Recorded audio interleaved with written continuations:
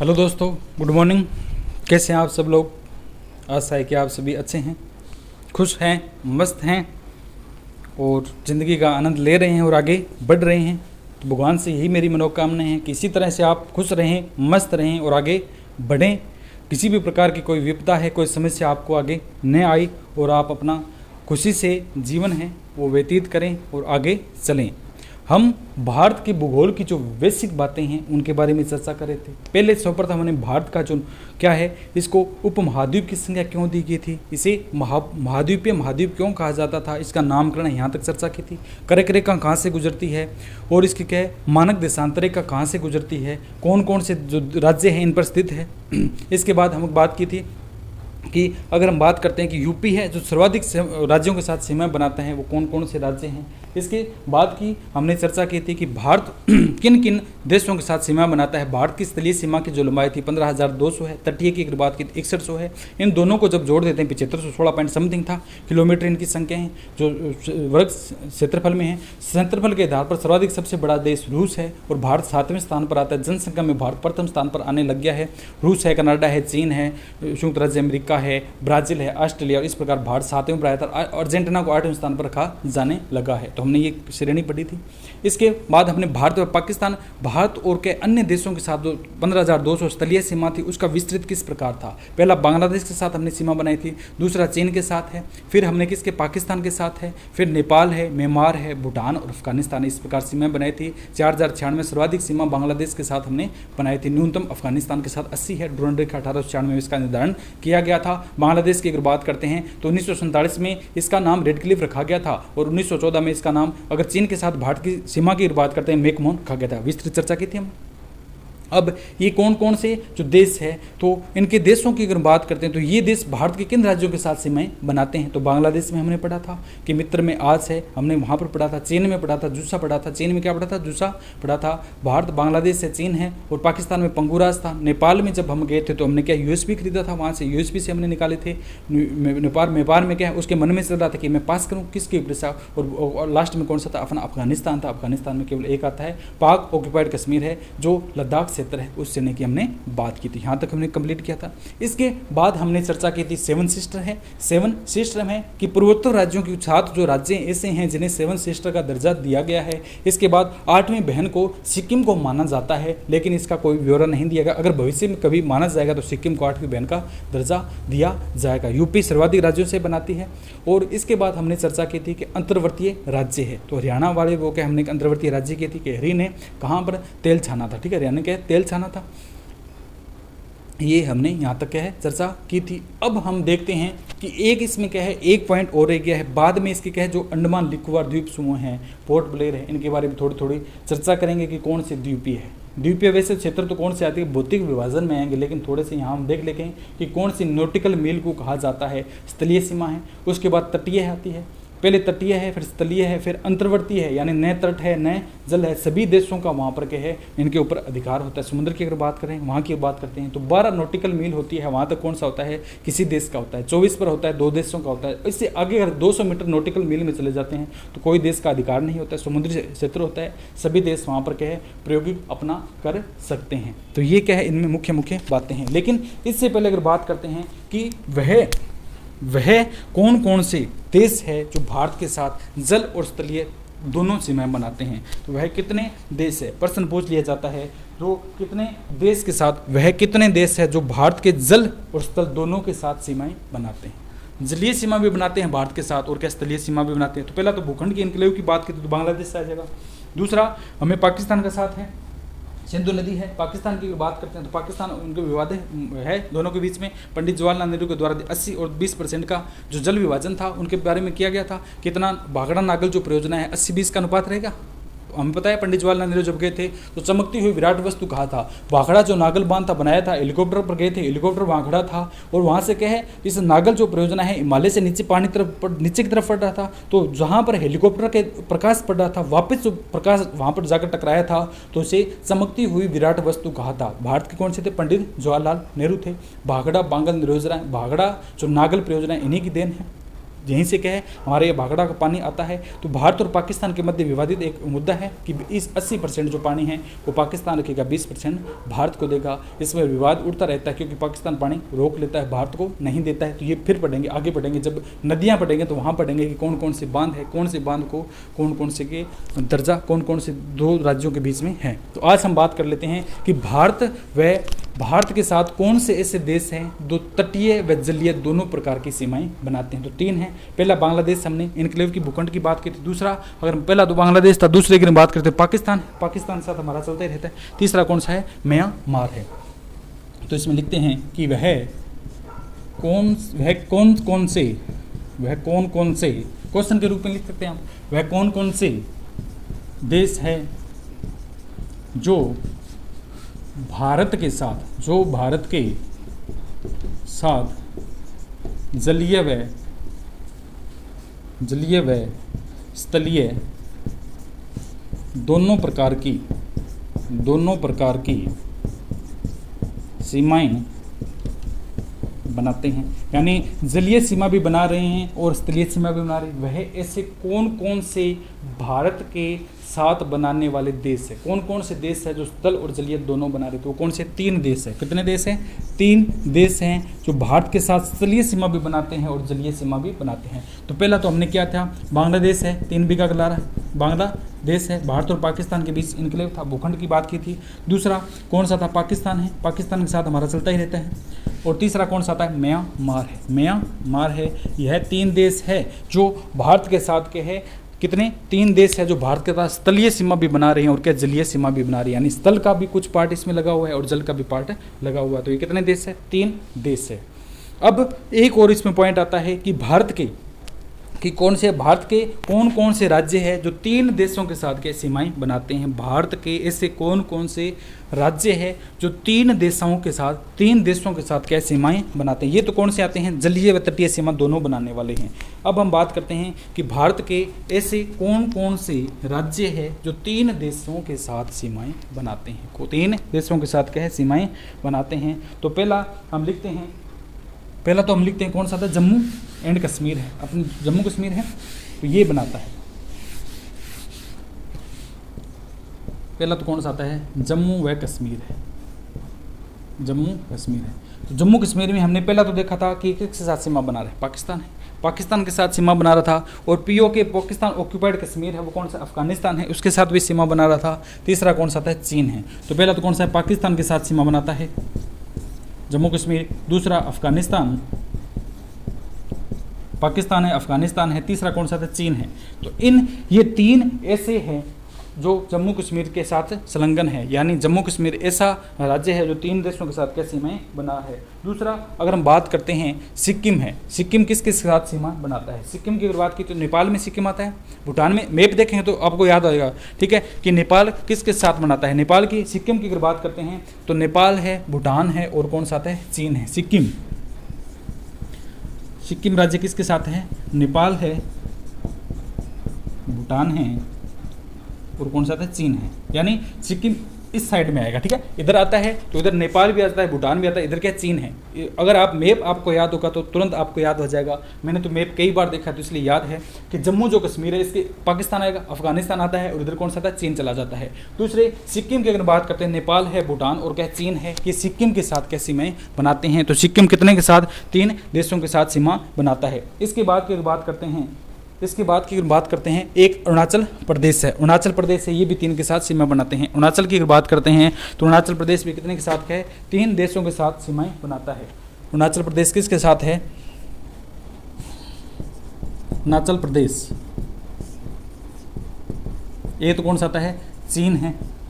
अरुणाचल प्रदेश की अगर बात करते हैं, एक तो अरुणाचल प्रदेश हमने पढ़ा था कि चीन के मध्य जो सीमा बनाता है वो कौन सा आता है, अरुणाचल प्रदेश है, जो किसके साथ है, चीन के साथ सीमा बनाता है। दूसरा हमने नीचे की तरफ पढ़ा था, भूटान है और म्यांमार है। इन दोनों में क्या था, ये आया था, अरुणाचल प्रदेश है, भूटान, म्यांमार है। ठीक है। तो अरुणाचल प्रदेश है वो चीन के साथ है, म्यांमार और क्या भूटान है, इनके साथ क्या सीमाएं बनाता है। तो यह भी कितने हैं, 3 देशों के साथ सीमा बनाता है। भूटान है, चीन है और कौन सा आता है, म्यांमार है। भूटान, चीन और क्या है, म्यांमार है। 1-2 बार एटलस को देखना, बिल्कुल समझ में आएगा कि कौन कौन से जो देश है वो उनके साथ संलग्न सीमाएं कर रहे हैं। इसके बाद अगर बात करते हैं कि पश्चिमी जो बंगाल है, पश्चिम बंगाल हमने पढ़ा था, कईयों में पढ़ा था, यहाँ सीमाएं बनाई थी, उनको खोल के देख लेना, उससे आपको समझ में आएगा कि सीमाओं में कौन कौन से आते हैं। तो पश्चिम बंगाल है, ये भी 3 के साथ मना रहा है। पश्चिम बंगाल तीन जगह आया था, आप देख लेना। पश्चिम बंगाल है 3 के साथ मनाता है। ये तो कौन सा आया था, नीचे आया था, ऊपर आया था बांग्लादेश, बांग्लादेश है, नेपाल है और कौन सा आता है, भूटान है ना। कौन सा आता है, बांग्लादेश है, नेपाल और क्या भूटान है। तो ये क्या है, 3 इनके साथ क्या सीमाएं बनाते हैं। तो ये भारत के राज्य हैं जो 3 देशों के साथ क्या है सीमाएं बनाते हैं। तो ये क्या है, इसमें थोड़ा सा रह गया था, इसके बारे में हमने पढ़ा है। अब हम बात करते हैं त्रिपुरा है, वह क्षेत्र जो 3 ओर से जल से घिरा हुआ है, वह कौन सा है, त्रिपुरा है। त्रिपुरा जो क्या है, 3 ओर से क्या जल से घिरा हुआ क्या है, क्षेत्र है। त्रिपुरा क्या है, 3 ओर जल से, ये छोटी छोटी बातें हैं, बेसिक है। त्रिपुरा जो क्या है, 3 ओर से जल से घिरा हुआ क्षेत्र कौन सा है, त्रिपुरा है। ठीक है, त्रिपुरा क्या है, 3 ओर से घिरा हुआ क्षेत्र है। ठीक है, 3 ओर से क्या जल से है और बांग्लादेश से भी घिरा हुआ है। 3 ओर से त्रिपुरा जो है 3 ओर से बांग्लादेश से घिरा हुआ क्या है, एक क्षेत्र है, बांग्लादेश से सीमा से घिरा हुआ क्षेत्र है। और त्रिपुरा और बांग्लादेश के मध्य, त्रिपुरा और जो बांग्लादेश है इसके मध्य कौन सी आती है, एक लाइन गुजरती है, जिसका नाम कौन सा आता है, जिसका नाम की अगर बात करते हैं तो जीरो लाइन कहा जाता है। जिसे क्या कहा जाता है, जीरो लाइन है। त्रिपुरा की बात करते हैं तो थोड़ा सा लिख लिए, त्रिपुरा, मुख्य मुख्य पॉइंट पूछते हैं। त्रिपुरा, त्रिपुरा 3 ओर से जल व बांग्लादेश से घिरा हुआ है, बांग्लादेश से घिरा है। वह दोनों के मध्य जीरो लाइन है, जीरो लाइन है। भारत और त्रिपुरा और के बांग्लादेश की अगर बात करते हैं, दोनों के मध्य एक लाइन गुजरती है, जिसे क्या कहा जाता है, जीरो लाइन है। क्या कहा जाता है, जीरो लाइन के नाम से जानते हैं। ठीक है, और क्या एक न्यू द्वीप है, न्यू मून द्वीप है, हमने देखा है। भारत और बांग्लादेश में स्थित क्या द्वीप कौन सा कहलाता है, न्यू मून द्वीप है। भारत और बांग्लादेश के मध्य जो स्थित द्वीप है उसको क्या कहा जाता है, न्यू मून द्वीप कहा जाता है। ठीक है, और हम जानते हैं भारत और बांग्लादेश के बीच एक 3 बीघा गलियारा है। इधर तो कौन सा है, भारत है, नीचे कौन सा था, बांग्लादेश है, इधर क्षेत्र है। तो इनके बीच में कौन सा था, 3 बीघा क्या है, गलियारा है। 3 बीघा गलियारा कहाँ पर है, भारत व बांग्लादेश के मध्य स्थित एक गलियारा है, जिसे क्या कहा जाता है, 3 बीघा गलियारा के नाम से जानते हैं। किसके नाम से जानते हैं, 3 बीघा गलियारा के नाम से क्या है, हम जानते हैं। ये इसमें क्या है, मुख्य मुख्य बातें थी। अब हम बात करते हैं पांडिचेरी है, पांडिचेरी या इसे पुडुचेरी के नाम से भी जानते हैं। पांडिचेरी या क्या कहा जाता है, पुडुचेरी के नाम से जानते हैं। ये कौन सा आता है, अगर हम बात करते हैं, ये हमने कहाँ पर पढ़ा था, केंद्र शासित प्रदेश है, जिसकी राजधानी कौन सी आती है, पुडुचेरी है। कौन सा आता है, कौन सा है, पांडिचेरी या पुडुचेरी है। ये कौन सा है, केंद्र शासित प्रदेश है। इसकी अगर हम बात करते हैं तो इसका अगर बात करते हैं क्षेत्र के आधार पर, ये हमारा पांडिचेरी क्षेत्र है कोई भी, तो पांडिचेरी क्षेत्र की अगर बात करते हैं तो इसका सबसे छोटे की अगर बात करते हैं तो कालीकट केरल है, भाई। तो इसमें कौन सा आता है, 3 देश आते हैं, एक तो क्या माही है, कलिकर है, कलाइकल है। ये 3 जो क्या क्षेत्र आते हैं, तो इसके बारे में हम देखते हैं कि पहला कौन सा आता है, केरल है। केरल की अगर बात करते हैं, इसका सबसे विस्तृत क्षेत्र कौन सा आता है, कौन सा आता है, कच्छ, गुजरात है। कच्छ का गुजरात का है, सबसे बड़े पॉइंट पर आता है। पांडिचेरी की अगर बात करते हैं, पांडिचेरी का सबसे, अगर क्षेत्रफल के आधार पर सबसे बड़ा क्षेत्र की अगर बात करते हैं तो कौन सा आता है, कच्छ, गुजरात आता है। गुजरात का क्षेत्र है, कच्छ है। इसकी क्षेत्रफल की अगर बात करते हैं तो ये क्या है, 45,652 किलोमीटर पर फैला हुआ है। कितना है, 45,652 है, 45,652 वर्ग किलोमीटर में फैला हुआ है। कौन सा है, कच्छ, गुजरात का क्षेत्र है। तो सर्वाधिक सबसे बड़ा जो क्षेत्र आता है वो कौन सा आता है, कच्छ, गुजरात है। दूसरे की अगर हम बात करते हैं तो कौन सा आता है, लद्दाख है। दूसरा सबसे बड़ा क्षेत्र कौन सा, भारत की अगर बात करते हैं क्षेत्रफल के आधार पर सबसे विस्तृत क्षेत्र कौन सा है, कच्छ, गुजरात का है, 45,652 है। दूसरे की अगर बात करते हैं तो कौन सा आता है, लद्दाख है। दूसरा क्षेत्र कौन सा आता है, लद्दाख है। सर्वाधिक विस्तृत क्षेत्र भारत का क्षेत्रफल के आधार की अगर बात करते हैं तो कौन सा आता है, कच्छ, गुजरात का है। दूसरा कौन सा आता है, लद्दाख है। तीसरे की अगर बात करते हैं, जैसलमेर है, लद्दाख है, जैसलमेर है। इसके बाद हम जानते हैं बाड़मेर है, क्या है, बाड़मेर है। ये सर्वाधिक सबसे बड़े क्षेत्र हैं। पहले की अगर बात करता है तो कच्छ, गुजरात है। दूसरा जैसलमेर है, लद्दाख है, जैसलमेर है, बाड़मेर है। और कौन सा आता है, अगले की बात करते हैं तो कौन सा आता है, बीकानेर है। जे भी बाजो वही है, बीकानेर।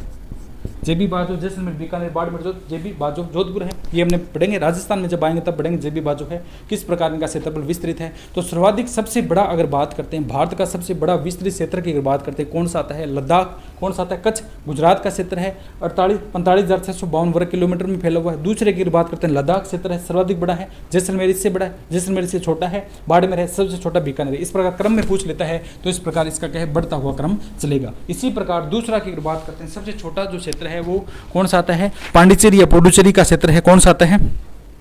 पांडिचेरी का अगर बात करते हैं, माहे क्षेत्र है। माहे कौन सा? भौगोलिक दृष्टि से कौन सा? केरल में है। माहे है, कराईकल है, केरल है, यमन है, ये क्षेत्र कौन सी में आते हैं? केरल में आते हैं। जिला कौन सा है? यमन है और पांडिचेरी है। ठीक है, कराईकल जो क्या है? कराईकल कालीकट का केरल है। ये क्या है? पांडिचेरी का मुख्य क्षेत्र है कराईकल। कराईकल क्या है? पांडिचेरी का जो मुख्य क्षेत्र है वो कौन सा आता है? पांडिचेरी में स्थित है। जिला अगर बात करते हैं तो जिला कौन सा आता है? यमन है। और जिला मुख्य की बात करते हैं तो पांडिचेरी क्षेत्र में यह आता है। जिला मुख्य क्षेत्र है वो कौन सा है? पांडिचेरी में। जिला मुख्य संभाग और जिला मुख्य होता है, तो जिला मुख्य तो पांडिचेरी है। अगर क्षेत्र की बात करते हैं तो यनम का क्षेत्र है। अगर बात करते हैं भारत के क्षेत्रफल दृष्टि गुजरात है सबसे छोटा जो जिला है। भारत का क्षेत्रफल के आधार पर सबसे बड़ा कौन सा आता है? कच्छ, गुजरात का आता है। और क्षेत्रफल के आधार पर सबसे छोटा जो जिला है वो कौन सा आता है? माहे है। कहाँ पर आता है? माहे है, वो पांडिचेरी में है। माहे क्षेत्र क्या है? छोटा है। तो सर्वाधिक सबसे बड़ा जो क्षेत्र है या सबसे बड़ा जो जिला है वो कौन सा था? कच्छ, गुजरात का है। और सबसे भारत का सबसे छोटा जो जिला है वो कौन सा आता है? माहे है। ये कहाँ पर है? पांडिचेरी में है। मात्र कितने हैं? मात्र ये 9 पॉइंट समथिंग यानी 9 वर्ग किलोमीटर में ही फैला हुआ है। छोटा जिला है माहे, छोटा जिला है। और किलोमीटर की बात करते हैं तो 9 वर्ग किलोमीटर में फैला हुआ है। माहे की अगर बात करते हैं तो ये कितने क्षेत्र पर फैला हुआ है? 9 वर्ग किलोमीटर पर क्या है? फैला हुआ है। कौन से क्षेत्र में? पांडिचेरी का एक क्षेत्र है माहे है, जो सर्वाधिक सबसे छोटा क्षेत्रफल है। तो पूछ लिया जाता है कि सबसे बड़ा क्षेत्र राज्य, अगर सबसे बड़े की अगर बात करते हैं तो कौन से राज्य का कौन सा जिला सबसे बड़ा है? तो कौन सा आता है? पहले की बात करते हैं कच्छ, गुजरात है। क्षेत्रफल के आधार पर भारत का सबसे बड़ा क्या है? जिला है। और छोटे की बात करते हैं तो माहे हैं, जो पांडिचेरी में स्थित है। कराईकल का एक विशेष क्षेत्र है, 9 किलोमीटर में ये फैला हुआ है। इसको क्या कहा जाता है? सबसे छोटा जिला है। अब हमने क्या पढ़ा था? केंद्र शासित प्रदेश में कौन से द्वीपीय समूह की अगर बात पढ़ी तो वहाँ क्या पढ़ा था? अंडमान और निकोबार द्वीप समूह। पोर्ट ब्लेयर था जिसकी राजधानी अंडमान और क्या है? निकोबार द्वीप समूह है। तो अंडमान और निकोबार द्वीप समूह के कुछ मुख्य बातें हैं। इनकी अगर बात करते हैं, इसे आज़ादी से पहले इसे क्या कहा जाता था? आज़ादी से पहले अंडमान और निकोबार द्वीप समूह क्या कहा जाता है? अंडमान व निकोबार द्वीप समूह। तो पहला क्या है? अंडमान और निकोबार जो द्वीप समूह था, इसे आज़ादी से पहले क्या काला पानी की संज्ञा दी जाती थी। इसे क्या कहा जाता था? काला पानी की संज्ञा दी जाती थी। ठीक है, यह क्या है? बंगाल की खाड़ी से। ठीक है, यह बंगाल की जो खाड़ी है, बंगाल की खाड़ी हमने देखा है, मैप में देखा है। उधर क्या बंगाल की खाड़ी आती हैं। जब भारत का मैप हम देखते हैं तो बंगाल की खाड़ी देखते हैं। इसमें क्या बंगाल की खाड़ी में लगभग क्या है? जो अंडमान और निकोबार द्वीप समूह है, ये लगभग 204 द्वीपों का क्या है? एक समूह है। 204 द्वीपों का है अंडमान और निकोबार द्वीप है। ये क्या 204 द्वीपों का समूह है।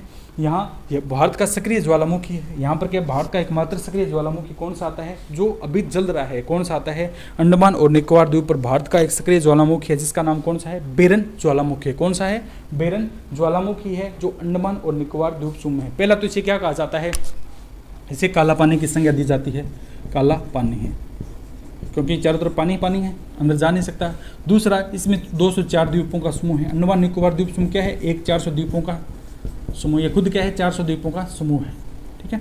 तीसरे की अगर बात करते हैं तो इसमें क्या है? बेरन ज्वालामुखी। यहाँ पर क्या है? एकमात्र सक्रिय ज्वालामुखी है, बेरन ज्वालामुखी है। बेरन ज्वालामुखी यानी जहाँ से लावा निकल रहा है, विस्फोट हो रहे हैं और लावा निकल रहा है, तो कौन सा है? बेरन ज्वालामुखी। वो कहाँ पर है? अंडमान और जो क्या है? निकोबार द्वीप समूह में यह है। ठीक है। यह क्या है? यहाँ पर 2004 में सुनामी आई थी, जिस सुनामी के कारण यह क्या है? सक्रिय हो गया था। पहले निष्क्रिय था ये, लेकिन 2004 में सुनामी आई थी, तब से लेकर क्या है? ये क्या है? सक्रिय हो गया है। अब अगर बात करते हैं कि कोको द्वीप, म्यांमार और क्या है? म्यांमार और अंडमान को लेकर के एक बीच में जल संधि है। इनमें क्या है? संधियाँ पाई जाती है, यानी कौन कौन से चैनल है वो पाए जाते हैं। तो एक तो कौन सा आता है? एक तो कौन सा आता है? म्यांमार का है। एक कौन सा? उत्तरी अंडमान है। एक तो कौन सा आता है? म्यांमार का क्षेत्र है। ये तो कौन सा आता है? म्यांमार है। और ये कौन सा आता है? उत्तरी अंडमान है। अंडमान को दो भागों में बांटा गया है, उत्तरी अंडमान और दक्षिणी अंडमान है। इनके बीच में कौन कौन सी है, तो इनके बीच में कौन कौन सी जल संधि है उनके बारे में के नाम दिया गया कि कोको स्टेट इन दोनों को अलग करती है। कोको जो स्टेट है इन दोनों को अलग करती है। म्यांमार को उत्तरी अंडमान से कौन सी है, कोको स्टेट है। म्यांमार को उत्तरी अंडमान से अलग करने वाली संधि कौन सी है, कोको स्टेट है, इनके बीच में पाई जाती है। दूसरी अगर बात करते हैं लघु अंडमान और क्या दक्षिणी अंडमान है, एक कौन सा आता है, लघु बीच का भाग है, लघु अंडमान और दूसरा कौन सा दक्षिणी अंडमान है। लघु अंडमान और दक्षिणी अंडमान को अलग करने वाली कौन सी आती है, डेक्कन है, डेक्कन स्टेट है। डेक्कन स्टेट है जो लघु अंडमान और जो दक्षिणी अंडमान है इन दोनों को अलग करती है, वो कौन सी आती है, डंकन स्टेट है या डंकन पास के नाम से जाना जाता है। डंकन स्टेट भी कहा जाता है, इसे डंकन पास भी है। तो म्यांमार को उत्तरी अंडमान से अलग करने वाली कौन सी है, म्यांमार को उत्तरी अंडमान से अलग कराएंगे तो कौन सी आती है, कोको स्टेट है। कौन सी आती है, कोको स्टेट है। और बात करते हैं अंडमान और निकोबार द्वीप समूह को, इधर तो कौन सा अंडमान है और नीचे कौन सा आता है, निकोबार है, निकोबार है। अंडमान और निकोबार द्वीप समूह के मध्य कौन सा डिग्री चैनल पाया जाता है, जिनको अलग कौन सी करती है, तो अंडमान और निकोबार जो द्वीप समूह है इनको 10 डिग्री अलग करता है, 10 डिग्री उत्तरी अक्षांश चैनल अलग करता है। तो इनके मध्य में कौन सा पाया जाता है, 10 डिग्री उत्तरी अक्षांश है। अंडमान और निकोबार के मध्य कौन सा पाया जाता है, 10 डिग्री चैनल पाया जाता है, यानी 10 डिग्री उत्तरी अक्षांश इन दोनों को अलग करता है। इनको क्या है, अलग करता है। इंडोनेशिया और निकोबार के मध्य कौन सा आता है, एक ग्रेट चैनल स्थित है। कौन सा आता है, एक ग्रेट चैनल स्थित है। तो अंडमान और निकोबार में क्या मुख्य बातें थी कि अंडमान और निकोबार को पहले क्या काला पानी की संज्ञा दी जाती है। इसमें 204 द्वीपों का समूह है। यहाँ पर एकमात्र बेरन सक्रिय ज्वालामुखी है। 2004 के सुनामी के बाद यह सक्रिय हो गया, लगातार वहाँ पर क्या है, आज भी यहाँ ज्वालामुखी लावा विचलित हो रहा है। इसकी अगर हम बात करते हैं तो म्यांमार व उत्तरी अंडमान के मध्य में कोको स्टेट पाया जाता है, और उत्तरी अंडमान और दक्षिणी लघु अंडमान और दक्षिणी अंडमान में कौन सा, डेक्कन स्टेट पाया जाता है, या डेक्कन चैनल भी कहा जाता है। उत्तरी अंडमान और निकोबार द्वीप को 10 डिग्री चैनल है वो अलग करने का कार्य करता है। और इनके बीच में क्या आता है, निकोबार और इनके मध्य का जो क्षेत्र है, निकोबार और भारत के जो मध्य क्षेत्र है वहाँ पर कौन सी क्षेत्र पाया जाता है, वहाँ की बात करते हैं तो ग्रेट चैनल पाया जाता है। यानी इंडोनेशिया, भारत का इंडोनेशिया क्षेत्र है और निकोबार के मध्य कौन सा पाया जाता है, ग्रेट चैनल पाया जाता है। तो ये क्या थी, इसमें मुख्य बातें थी। पांडिचेरी में क्या है, माही जो क्षेत्र है छोटा है। इसके बाद की बात करते हैं लक्षद्वीप है। इसके बाद अंडमान निकोबार द्वीप के बाद हमने क्या पढ़ा था, लक्षद्वीप है, राजधानी कवरत्ती है। लक्षद्वीप की हमने चर्चा की थी, केंद्र शासित प्रदेश है। इनमें मुख्य बातें पढ़ रहे हैं कि जलीय ये क्षेत्र है, इनमें क्या मुख्य विशेषताएं हैं, लक्षद्वीप है। लक्षद्वीप हमने पढ़ा था, ये कौन सा है, केंद्र शासित प्रदेश है। तो इसके बारे में हमने क्या क्या मुख्य बातें हैं वो चर्चा करते हैं। बाकी इसके द्वीपीय पार्ट आएंगे, 204 जो द्वीप है वो द्वीपीय क्षेत्र में पढ़ेंगे। पहला तो कौन सा आता है, यह यह कौन सा था, लक्षद्वीप की बात करते हैं तो यह अरब सागर में स्थित है, अरब सागर में स्थित। एक तो 36 है, एक 42 है। एनसीईआरटी आरबी से अलग अलग मानती है, 36 या 42 द्वीपों का समूह है, तो दोनों में से कोई भी आ जाए। मुख्यतः इसको 42 द्वीप माना जाता है। एनसीईआरटी पैटर्न की अगर बात करते हैं तो यह क्या 42 द्वीपों का समूह है। लक्षद्वीप की बात करते हैं, अरब सागर में स्थित 42 द्वीपों का समूह है। इसमें अगर हम बात करते हैं तो 11 जो द्वीप है उन पर क्या जनसंख्या निवास करती है। लक्षद्वीप के 11 जो द्वीपों पर जनसंख्या रहती है। इसमें कौन से लक्षद्वीप पर कितने हैं, 11 जो द्वीप है वहाँ पर जनसंख्या निवास करती है, यानी जनसंख्या रहती है। इसमें कुल 42 एनसीईआरटी के अनुसार द्वीप है। सबसे बड़ा जो द्वीप की अगर बात करते हैं, सबसे बड़ा द्वीप है वो कौन सा, मिनिकॉय, सभी जानते हैं। सबसे बड़ा द्वीप कौन सा है, मिनिकॉय है। मिनिकॉय सबसे क्या है, यहाँ पर स्थित लक्षद्वीप में स्थित सबसे बड़ा द्वीप कौन सा आता है। इसमें एनसीईआरटी के अकॉर्डिंग 42 द्वीप है, इनमें सबसे जो बड़ा द्वीप है वो मिनिकॉय द्वीप है। कौन सा आता है, सबसे बड़ा द्वीप है। मिनिकॉय और लक्षद्वीप जो है, मिनिकॉय और लक्षद्वीप है, इनमें सबसे बड़ा द्वीप है ये कौन सा था, अपना लक्षद्वीप है, ये मिनिकॉय द्वीप है। इनको अलग कौन करता है, 9 डिग्री चैनल अलग करता है। यानी मिनिकॉय व लक्षद्वीप को अलग करने वाला कौन सा डिग्री चैनल है, तो 9 डिग्री चैनल है। मिनिकॉय और लक्षद्वीप दोनों को क्या है, अलग करता है। 9 डिग्री चैनल क्या करता है, मिनिकॉय और लक्षद्वीप को क्या है, अलग करता है। प्रथम पॉइंट ये कितने 42 द्वीपों का समूह है। इनमें सबसे जो द्वीप की बात करते हैं मिनिकॉय द्वीप है, ठीक है। तो लक्षद्वीप क्या है, एक प्रवाल भित्ति भी है। कोरम प्रवाल भित्ति हमने देखा था, पढ़ा था, ग्रेट बैरियर रीफ पढ़ा था हमने। महान जो भ्रंश घाटी है उनकी बात करते हैं तो ये क्या, मिनिकॉय एक लक्षद्वीप है। ये क्या है, प्रवाल भित्ति। लक्षद्वीप में क्या प्रवाल भित्तियां भी पाई जाती है। प्रवाल भित्तीय क्षेत्र है। लक्षद्वीप कौन सा था, एक प्रवाल भित्ति का क्षेत्र है। यहाँ पर प्रवाल भित्ति पाई जाती है। शिवाल कायले जब जाते हैं तो इनका कहा जाता है प्रवाल बन जाते हैं, यानी प्रवाल भित्ति का ये क्षेत्र है। ये अगर बात करते हैं श्रीलंका की, अगर बात करते हैं श्रीलंका से अगर हम बात करते हैं तो मन्नार की खाड़ी है श्रीलंका और इनके मध्य। अगर बात करते हैं लक्षद्वीप पर श्रीलंका के मध्य हमने पढ़ी थी, कौन सी खाड़ी पाई जाती है, मन्नार की खाड़ी है, जिसमें कौन से पाक जलमंडू है। भारत अगर बात करते हैं लक्षद्वीप व श्रीलंका के मध्य कौन सी पाई जाती है, श्रीलंका और कौन सा आता है, लक्षद्वीप के मध्य कौन सी आती है, मन्नार की खाड़ी है। इसी में कौन सा आता है, पाक जल मंडरू है। कौन सा आता है, पाक जल डमरू या जल मंडरू है। ठीक है, इसकी बात करते हैं मालदीव को मिनिका द्वीप से कौन सा है, 8 डिग्री चैनल अलग करता है। ये मुख्य क्या थी, इसमें बातें थी कि लक्षद्वीप की मुख्य क्या विशेषताएं थी ज़्यादा, इसमें क्या बाकी आगे जब पढ़ेंगे जब इनकी बात करेंगे। ठीक है, तो न्यूमोर जो द्वीप है, न्यूमोर द्वीप स्थित है श्रीलंका और न्यूमोर द्वीप के मध्य कौन सी पाई जाती है, एक पाई जाती है जिसका नाम कौन सा आता है, मन्नार की खाड़ी है, जिसमें पाक जलमंडू है। भारत और बांग्लादेश के बीच में क्या है, जो 3 बीघा गलियारा है वो कहाँ पर है, यहीं स्थित है। मैंने पढ़ा था कि भारत और बांग्लादेश के मध्य 3 बीघा गलियारा कहाँ पर स्थित है, इसी जलमंडू में है। इसी में क्या है, जलमंडू में स्थित है। कौन सी आती है, पाक जलमंडू है। अब हम बात करते हैं कि भारत में अगर हम बात करते हैं तटीय क्षेत्र पर जाते हैं। भारत की अगर बात करते हैं तो तटीय क्षेत्र होता है, स्थलीय क्षेत्र होता है, नॉटिकल मील में इनको मापते हैं। तो कौन सी, तो एक तो स्थलीय सीमा पूछते हैं कि भारत की स्थलीय सीमा कहाँ तक है। समुद्र में जाते हैं तो भारत की स्थलीय सीमा की अगर बात करता है और मुख्य भूमि कहाँ तक है, और अगर बात करते हैं अंतः स्थलीय जो भूमि हैं उनके बारे में चर्चा करते हैं कि पहला कौन सा आता है, भारत की अगर बात करते हैं, भारत की जो कितनी है प्रादेशिक भूमि है, 3 प्रकार की भूमि पाई जाती है।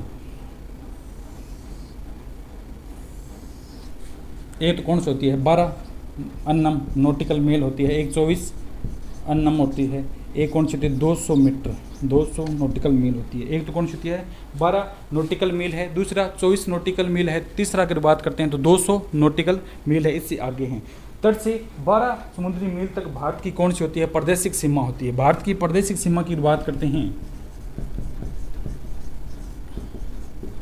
प्रश्न पूछ लिया जाता है कि भारत की प्रादेशिक सीमा कहाँ तक है, तो जब तक हम समुद्र में 12 नॉटिकल मील तक जाते हैं, ये क्या समुद्री क्षेत्र है हमारा, 12 नॉटिकल मील तक जाते हैं, वो भारत की किस प्रकार की है, प्रादेशिक सीमा, यानी अपने प्रदेश की सीमा है, जलीय सीमा इसमें सम्मिलित है। दूसरा, जब 24 नैनोमीटर तक चले जाते हैं, 24 अन्नम चले जाते हैं, तो भारत की कौन सी आती है, वो किस प्रकार की है, आर्थिक सीमा है, यानी वहाँ तक क्या है हम समुद्र में लेन देन कर सकते हैं, पैसे इनकम कर सकते हैं। तो कौन सी आती है, 24 नॉटिकल मील तक क्या है, वो अपनी आर्थिक सीमा होती है, यानी जहाँ से हम पैसे कमा सकते हैं। और 200 नॉटिकल मील, तो इसे क्या कहा जाता है, आर्थिक अनन्य सीमा, यानी अपनी नहीं है, अन्य देश भी इसमें शामिल है। आर्थिक अनन्य सीमा है। तटीय जो क्षेत्र है, जलीय क्षेत्र है, उनकी हम बात करें कि जल विशेष का एक क्षेत्र होता है। समुद्रों की अगर बात करते हैं तो इसमें 3 प्रकार की सीमाएं पाई जाती है। पहली अगर बात करते हैं स्थलीय सीमा या प्रादेशिक सीमा की बात करते हैं तो 12 नॉटिकल मील है। भारत की स्थलीय सीमा या प्रादेशिक सीमा कहाँ तक है, तो 12 अन्नम तक है।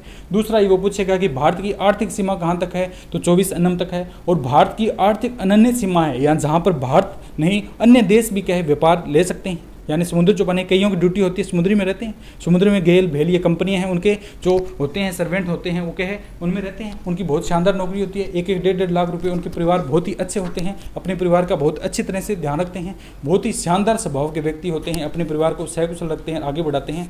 एक हमारे मित्र है, वो उनकी क्या है भेल में नौकरी है, उनकी तनख्वाह लगभग कितनी है, 1.5 लाख तनख्वाह है। वो यहाँ पर क्या बहुत ही शानदार 15 दिन ड्यूटी है, 15 दिन घर पर रहते हैं। अब वो आए हुए हैं, अब अपने घर पर हैं वो, तो ठीक है, इस प्रकार 15 दिन वो वहाँ रहते हैं, 15 दिन अपने घर पर रहते हैं। तो एंजॉय की लाइफ है, हेलीकॉप्टर के माध्यम से जाते हैं और वहाँ के इनको छोड़ते हैं। तो 12 नॉटिकल मील है भारत की प्रादेशिक सीमा है, 24 नॉटिकल मील आर्थिक सीमा है, और 200 नॉटिकल मील है आर्थिक अनन्य सीमा है, जहाँ अन्य देश भी रख सकते हैं। तो ये गेल बेल ये कंपनियाँ होती है, ये मिनीरत्न और महारत्न जो कंपनियाँ, इनमें सर्विस होती है। इनकी कितनी होती है तनख्वाह, लगभग 1.5 लाख होती है। बहुत बड़े बड़े व्यक्ति तो होते हैं ये, इनके क्या है, इनका बहुत ही बड़े विद्वान व्यक्ति होते हैं, और इनके क्या है, इनके ये बहुत इनकी तनख्वाह ज़्यादा होती है, तो स्वभाव भी अच्छा होता है, इनको किसी से कोई मतलब नहीं। अभी लगे हैं, उनकी 1.5 लाख है, तो आने वाले टाइम में 2.5 लाख है। तो आप और हम तो क्या उनकी क्या है कंपैरिजन ही नहीं कर सकते हैं, इतने बड़े लोग होते हैं वो, ठीक है। उनके साथ हमारा क्या कोई कंपैरिजन होता भी नहीं है, बहुत बड़े बड़े लोग हैं, तो उनके बहुत ही शानदार है। 15 दिन ड्यूटी से जाएंगे, हेलीकॉप्टर के जाते हैं और हेलीकॉप्टर से उतारते हैं, 15 दिन अंदर रहते हैं, 15 दिन बाद बाहर आते हैं। अभी वो आए हुए हैं और अपना क्या है परिवार में सकुशल रह रहे हैं, फिर चले जाएंगे, 15 दिन ड्यूटी करेंगे। तो 15 दिन के लिए ड्यूटी के बहुत बढ़िया सोर्स है ये। तो इस प्रकार ये एक भारत की क्या है। अगर प्रादेशिक सीमा की बात करते हैं 12 नॉटिकल मील है, 24 नॉटिकल मील है, यहाँ पर ये कंपनियाँ कार्य करती है। और आर्थिक अनन्य मील है तो अन्य देश की कंपनियाँ भी यहाँ पर कार्य करती हैं। तो आज के लिए इतना ही। कल से भारत का जो भौतिक प्रादेशिक जो भाग है वहाँ स्टार्ट करेंगे कि भारत का भौतिक विभाजन किस प्रकार है, भौतिक प्रदेश है उनकी हम चर्चा करेंगे। ठीक है, तो चलते रहें, इसी तरह चलते रहेंगे, देखते हैं आगे क्या होता है, क्या बनता है आगे। ठीक है, ओके दोस्तों, थैंक यू।